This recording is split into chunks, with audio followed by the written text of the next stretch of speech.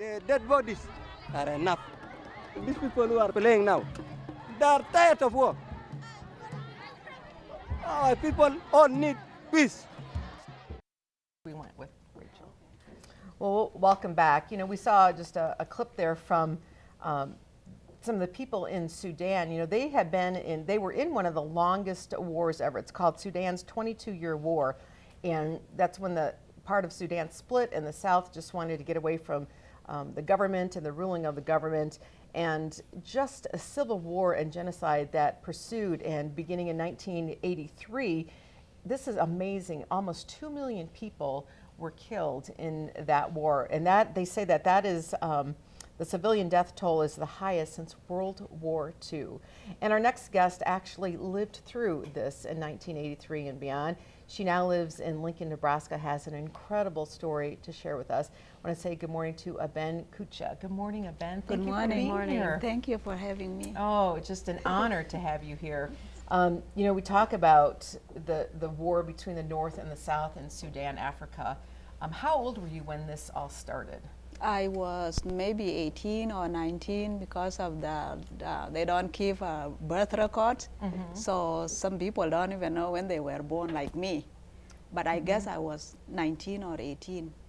Yes, I just graduated from high school at that time.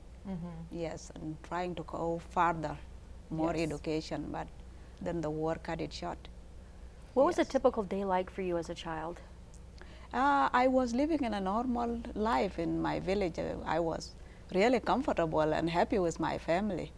My father had 4 wives as a custom in my country, and my mother was the second wife, and I have lots of brothers and sisters. Yes. So life was normal until, you know, here in 1983 and, you know, the second round of these wars began. In your book, you talk about what it was like. Because you got married, how old were you when you got married? I got married a year later, maybe 19 and a half or 20, because we could not do anything after the war started in May of 1983. Yes. And like the video we're seeing, you packed up and you moved on. Where did like this man that we're watching, where did you go? What did you do? Tell us about your journey out of Sudan. After I got married, I moved back with my family when I was pregnant. That's how we do it as a culture.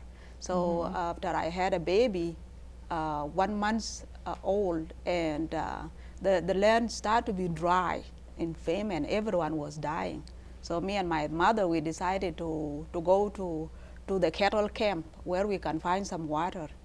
And later I tried to come back with the baby because we were starving. Everybody was starving, dying.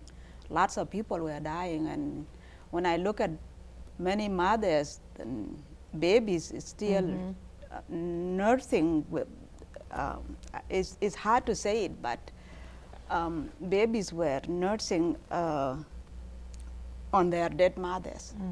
This is very difficult to say. And when I look at that situation, I kept telling myself, I don't want to die like this. People don't die like this. Yes. Looking at my baby and looking at the situation, later I decided to live with people who were living after that situation. They decided just to leave the country for Ethiopia. Hard.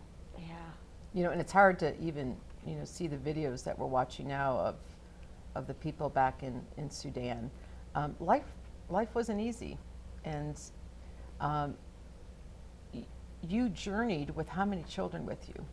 I had my baby and my younger sister, and I had to take 2 other children whom their parents give them to me, just like take them or they would die. And when I look at them and look at my baby, it's like you have to choose between life and death. And I chose to take them.